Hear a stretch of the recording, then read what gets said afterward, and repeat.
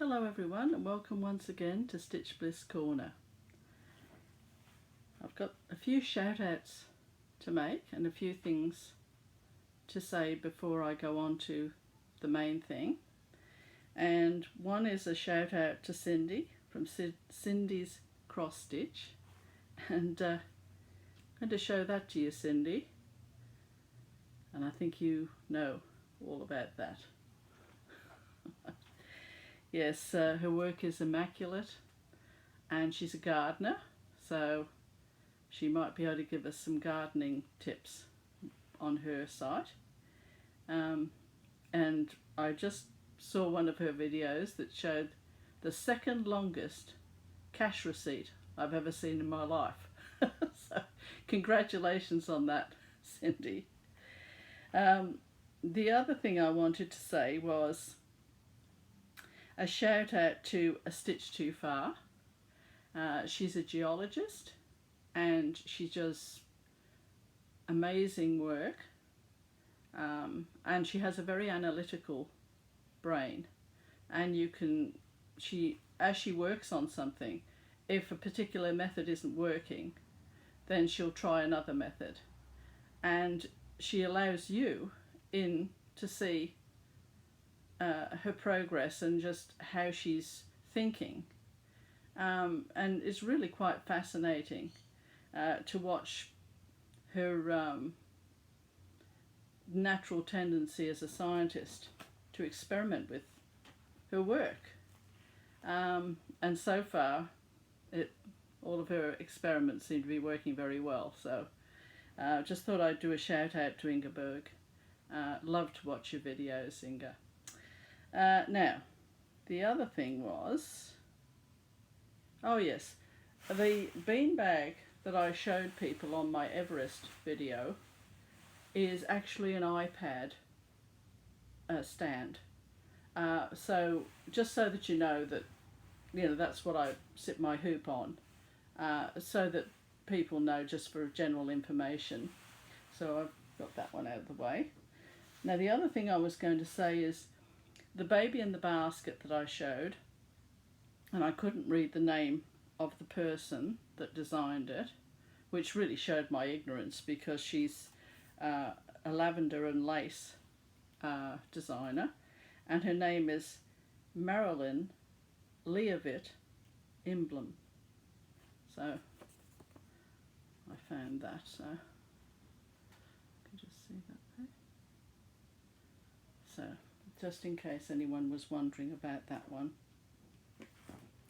Okay, so I think that's all the things I wanted to say about that. And now on to my stitching that I'm going to show you. And if you just bear with me for a little while, I just want to give you the story behind it, shall we say. And I think I was going to head it up. I don't know if I've headed the video up this way, but it was going to be a poem about a woman that another woman made famous. And the person that I'm talking about is Violette Szabo. That's Szabo. And she was born as Violette Bushell. Is it Bushell? Yes, Bushell, in 1921, of a French mother and an English father. And the family moved to the UK, and Violette, she didn't really settle too well in the UK, so I think she had a little bit of family disputes and things at times. So she seems like she was a very strong personality, even as a child. And she went back to France and stayed there until about 14 with relations. And then she came back to the UK. And then once she left school, she worked in a dress shop for a while. And then when war broke out, she joined the Land Army. And when she went back to stay with her parents, this is just a summary, there's a bit about her on the internet that you can have a look at. But she came to stay with her parents, And her mother, I think she was around 19, and her mother, because there was a Bastille Day parade in London, her mother sent her off to bring a French soldier back for a meal. And so Violette and a friend went out, and she met Etienne Jarbeau, and fell in love, of course, and after about 42 days they got married, which wasn't unusual in the wartime. Anyway, so Etienne went to Africa on active service. I've got some pictures here that I'll show you after. And she was 19, and I think he was 31. I think that's correct. Anyway, while he was away, she continued in the Land Army, and she found that she was going to have a baby. And she had a baby, Tanya. And Tanya was born in 1942. And Violette found that her husband had been killed in Africa. And she joined Special Operations after that, and decided that she was going to work for the underground, for the Secret Service, as you might say, on Special Operations.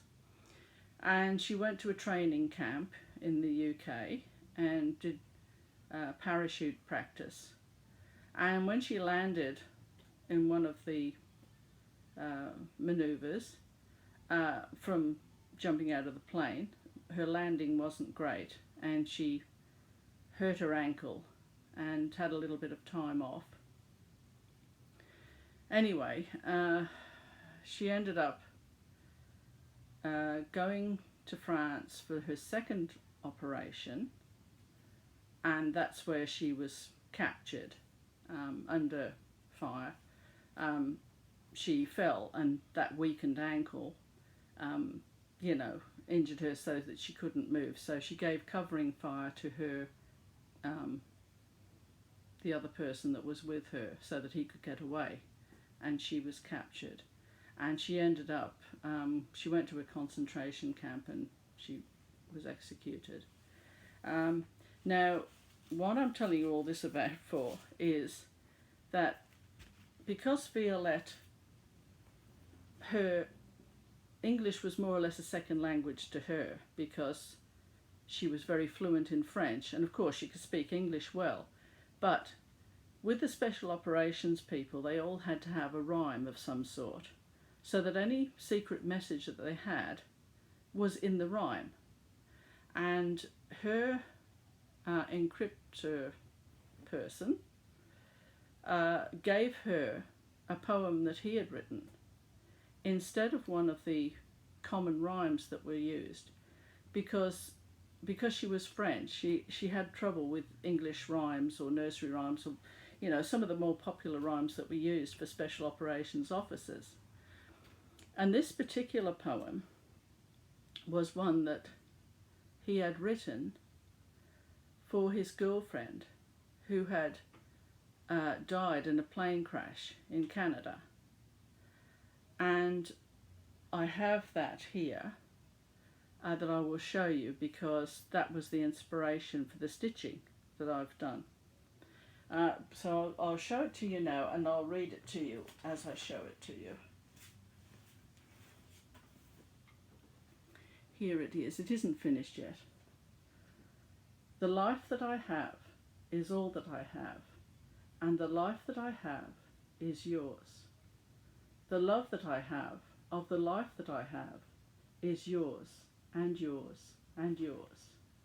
A sleep I shall have, a rest I shall have, yet death will be but a pause. For the peace of my years in the long green grass will be yours, and yours, and yours. And I think that's one of the most beautiful poems. And you might be looking at this and thinking, well, it might be a beautiful poem, but that writing isn't particularly beautiful. And there's a reason for that. Because I was thinking, when this man wrote this poem in the throes of grief, you know when you get an inspiration and you can't write it down quickly enough? I tend to think that might be how he was when he wrote this poem. It may have come to him all in a rush, and he could hardly wait to write it down. And I've tried to capture a bit of that there. And at the same time, the design that I'm putting in is, the words might be a bit uneven and looking like they were rushed in places, but the stitching is to reflect the beauty of the words. So it's going to be a contrast between the unevenness, shall we say, of the poem, of the words, and the neatness, shall we say, of the actual flowers that are coming in there. Okay, so I'll just show you where I got that design from, and then I'll show you the pictures of this rather remarkable woman. I got it from this magazine here, Beautiful Cross Stitch, and I think that this is probably, well, it's been a while since this was published, and it's called the Twining Apple Birth Sampler.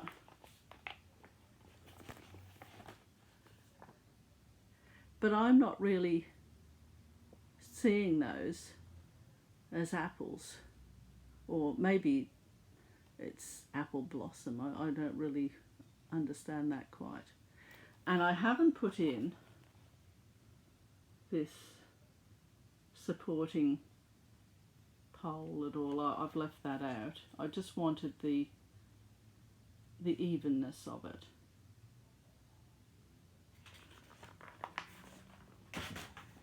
I'll just show you the pictures. If my iPad behaves itself,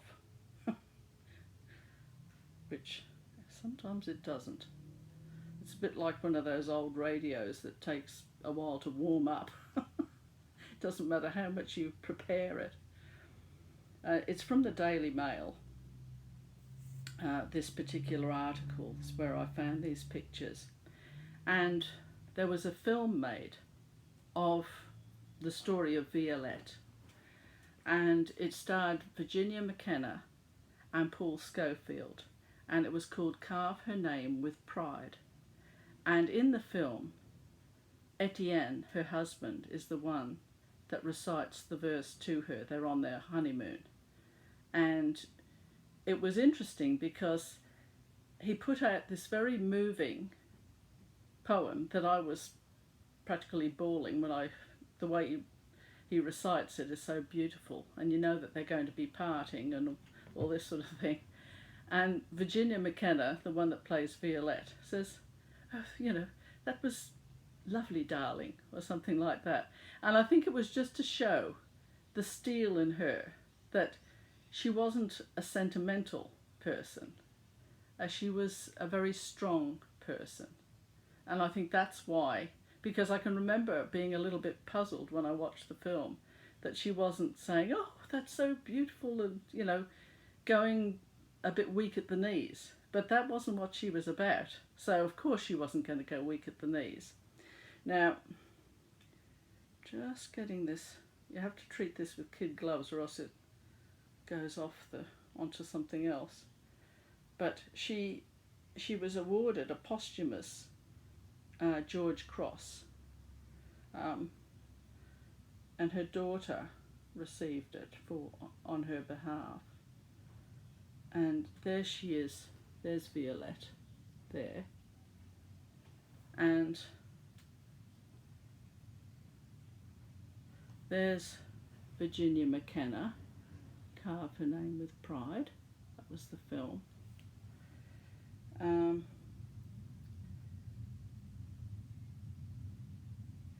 here is Etienne and Violette. And I would think that was their wedding day, most likely.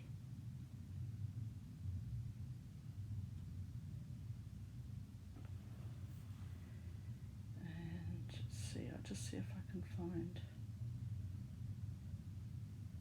Oh, here's her original parachute badge, which her parents discovered after she had dropped it and then realised the true dangerous nature of her work. So she didn't even tell her parents, of course she probably couldn't with the official secrets and everything, couldn't tell them where she was going.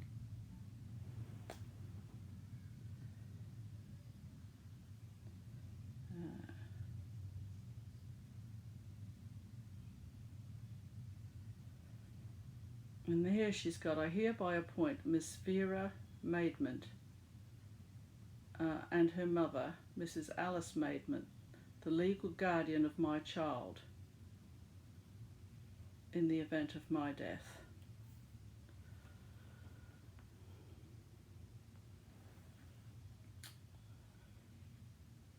And here's her child with all the medals, because she got some from France as well. And her daughter says something. She said, the king leant forward and pinned the George Cross. Oh, I knew that would happen, so I've got it on my phone. If you just bear with me for a moment. The king leant forward and pinned the George Cross onto my right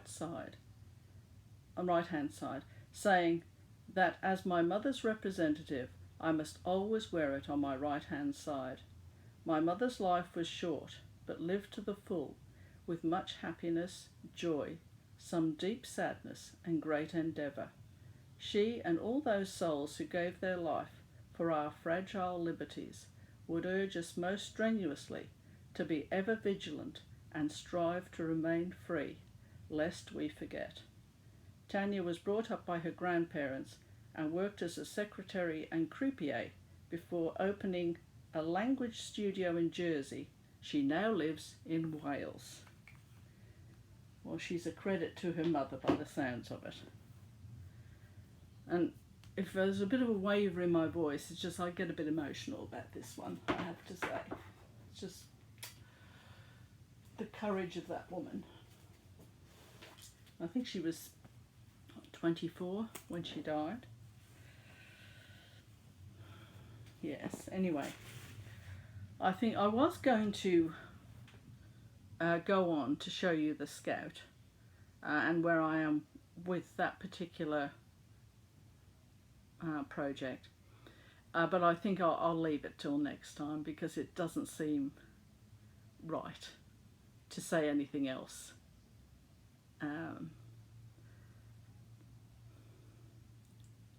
Okay, I'll see you again next time. Bye for now.